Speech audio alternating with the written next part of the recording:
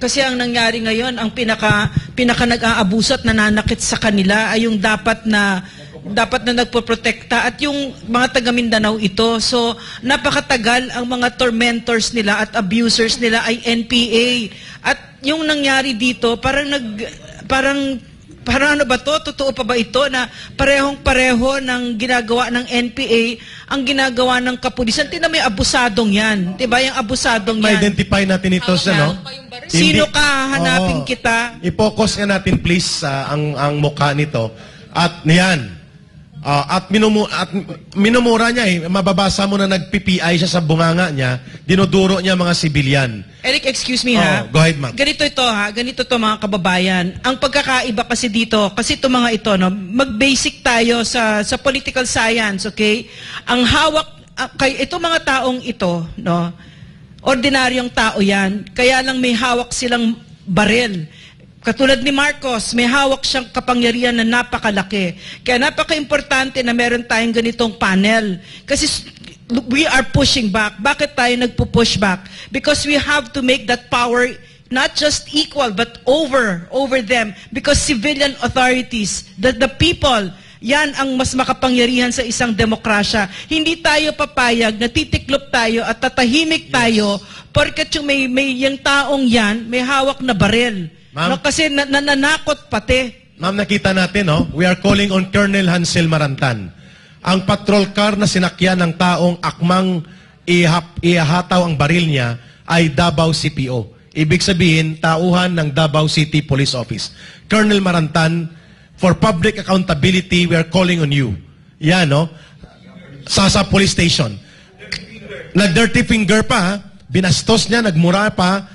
Colonel Marantan, if you are true to your mandate to lead professionally Davao City Police Office, bukas po ay ilantad ninyo ito sa City Hall at ang taong ito, yung police na ito po, ay dapat makasuhan at madisiplina. Napakadelikado po ito. Ito yung binabanggit ni Atty. Torion, Atty. Dina at ni Atty. Adam na pwede pong ito'y premeditated provocation. Ang kanyang muka ay kilala, nakita natin. At ang kanyang station ay Sasa Police Station, unit po ito ng Davao City Police.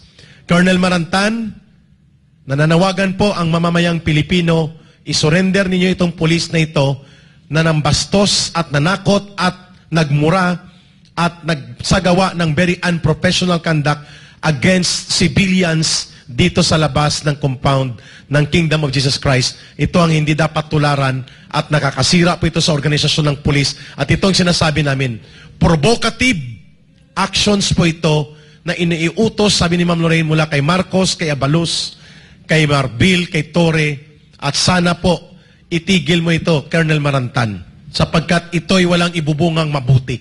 It will create further damage, not only to your organization, but to the entire city of Davao and to the entire country. Ka Eric, at kung totoo na hindi kayo bahagi ng Marcos Private Army at ng Philippine New People's Army, kayong mga kapulisan dyan na nasa paligid pa ng mga religious compound ng KOJC, ay lumayas po kayo.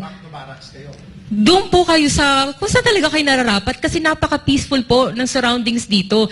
Sa katunayan, kayo po talaga yung nagiging problema namin. Yung pinagdaanan namin ng June 10 hanggang ngayon, andyan pa rin po yung trauma at we're still healing. At kayo talaga, para pa kayo nang aasar, para pinapakita pa ninyo na kung gaano kayo kagarapalan na, kayo, proud ba kayo sa ginagawa ninyo? So again, kung kayo po ay hindi talaga bahagi ng tinatawag nating Philippine New People's Army, please lang lumayas po kayo dyan. But you know what? You know what, Ina and everybody here, no? The one that can stop that will not stop it. And that's Bongbong Marcos. He's not going to do it. In fact, what he will do, no, yayakapin niya yung mga yan at ang sasabihin niya, he's going to rub salt into our wounds. Tayo pa ang may mali dito. No? That kind of behavior from the police would not have been possible under Rodrigo Roa Duterte. Automatic, yan? Dr. Ray. Yes, Atty. Adam.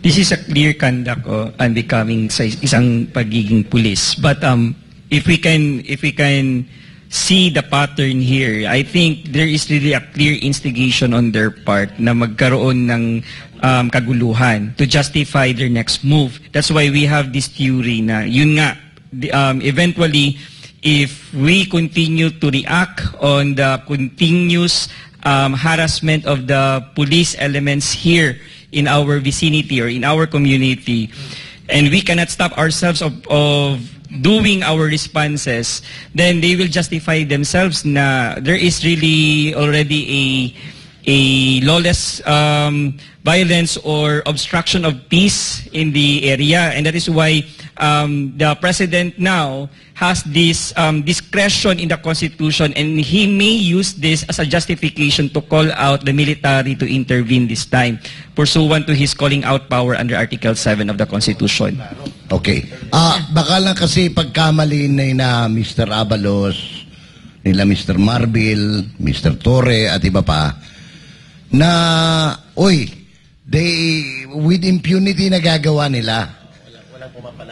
Pumapalag ho kami. Katunayan, siguro magandang ma-inform natin muli, ilan na ba ang naisampa ninyo? O kasama ba sila sa sinampahan nyo ng kaso? Ito sila Abalos, Attorney Dina. May mga cases na ba tayong final against Mr. Abalos, Mr. Marbil, and Mr. Torre? Yes, we have.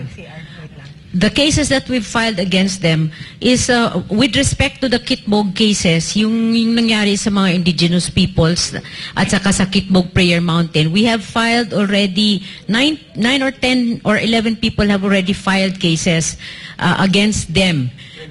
Criminal cases, several criminal cases. For each person, at least 2 minimum cases against General Marbil and the other people under him. So we hope that it will be acted upon. But please rest assured that we are not sleeping. Meron pa pong ibang mga kaso if-file. Just like I said, just wait for it. Because like I said, justice is best served, is a dish best served cold. So antayin lang po natin yan. Yeah, may I just echo what the Vice President said, no? Kung kaya nila gawin ito kay Pastor, no? Now, who is a prominent public figure, if they can do this to the Vice President, then our real concern here is they can really do it to everybody. No, this power-hungry, abusive, arrogant leaders in our country right now, no?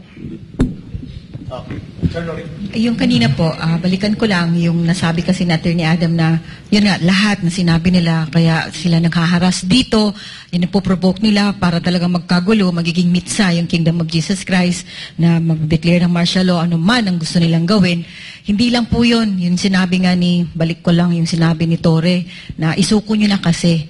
Gusto nilang ilabas si Pastor. Gusto nilang lumabas si Pastor. Bakit? Para barilin nila.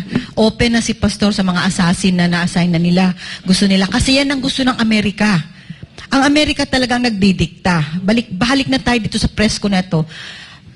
Ito, playbook nga ng Amerika. Galing sa Amerika. Gusto ng Amerika. Hindi kasi sila makapaghintay ng extradition. Gusto talaga nila ng extraordinary rendition. Kasi nga, kung natitreten itong pamahalaan dito, no, kay Pastor, bakit ba talagang obsessed sila na kunin si Pastor?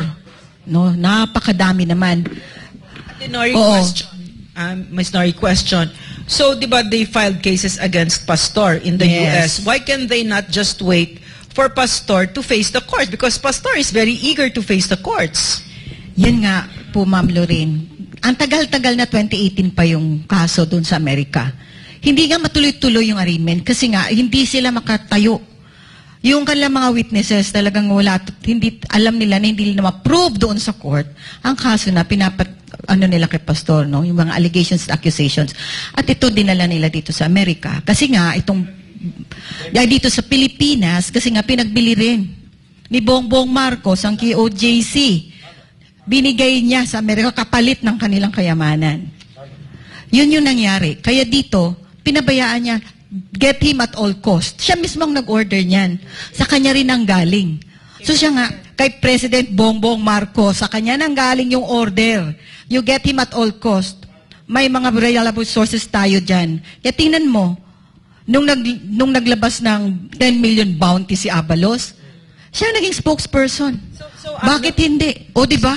Kasi so now siya it nga. becomes very clear when you Yes. say that now, everything becomes very clear kung bakit atat na atat ang Bongbong Marcos, ang Marbil, ang Torre, ang DILG, si Abalos, kung bakit sila ganadong-ganado na makuli si Pastor. Yeah, because hindi man lahat ito mangyayari, ang pangingialam ng Amerika kung hindi papayagan ng gobyerno ni Marcos Jr. Exactly.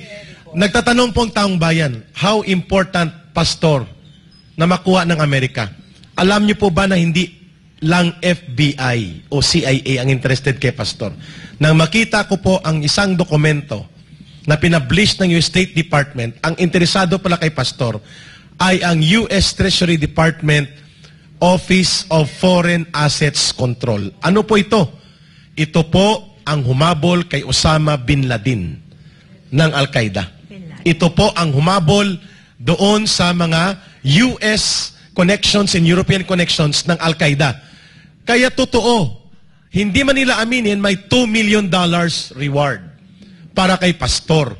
Kaya nga, atat na atat itong mga uhaw sa pera ng mga general ng PNP at pati sila Abalos at Marcos Jr.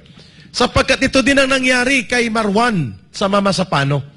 Eric, Mayroon parang kailangan mo $12 million. Oh, Eric, explain mo bakit siya doon sa Treasury, si Pastor, bakit andun siya? Sapagkat ang US Treasury Department, special unit po ito, Office of Foreign Assets Control. Kapag ito po ang gumalaw at nagmarka sa iyo, ay hahabulin ka sa buong mundo para i-confiscate ang lahat ng mga properties and accounts associated to your organization and to your person the way they did sa mga top-level terrorists. Sabi ni Atty. Dina, 2 lang sa Office of Foreign Assets Control ang nakalista, ma'am, na individual. The rest ay mga bansa. Si Pastor Kibuloy at isang terorista lang. Why? Sapagkat lumawak at lumakas ang influence ng Kingdom of Jesus Christ in many states of America. Tinangkilik po si Pastor ng maraming mga tao outside of the Philippines. Ang Amerika po is a very insecure country. That's why gusto niyang digmain ang China. Nang lumakas at lumawak po ang suporta ng iba't ibang mga nasyon at iba't ibang mga sangkatauhan kay Pastor Kibuloy, hinabol na po siya ng kung anong kaso. At ang ganitong mga assets nila na ginagamit ngayon kay Pastor, kung i-total natin, ay umabot na po sa 150 million or 160 million pesos po. Sa Amerika alone is 110 million na po. That is $2 million. At may 20 million pa mula sa CPP, NPA, NDF na inire-raise at may 30 million pa additional sa grupo daw ng mga grupo nila Hontiveros. Total bounty kay Pastor alone is 160 million plus 10 million. Minus mong 10 million ng isang pribadong grupo, 150 million. Ito ngayon ay naka-ready na kay Marcos na po ito lahat. At ito ay ginagamit nila ngayon para mag-operate sa politika at pwedeng gamitin din sa eleksyon ni Abalos. At ito ay question mark na sa taong bayan. Bakit? Si Abalos po ang namumuno para ipatupad ang bounty na ito. So, Yun po ang malinaw talaga. na kalagayan ngayon ng Kingdom of Jesus So, Christ. pwede pa backtrack lang kasi marami nagtatanong. So, sa madaling salita, tama ba, Eric, na ang Amerika, nainggit siya, racist, kasi ang Amerika, Correct. hindi niya matanggap na ang isang Pilipino ay sinusundan ng bawat state sa Amerika ay may simbahan si Pastor. At binibigyan siya ng tax-free ng mga citizens ng Amerika na pinagsisilbihan niya ng maayos. So, akala nila, pag nag-file sila ng cases against Pastor, kasi Pilipino yan, titiklop, matatakot, lumaban si Pastor. Correct. Yun ang hindi nila na-anticipate.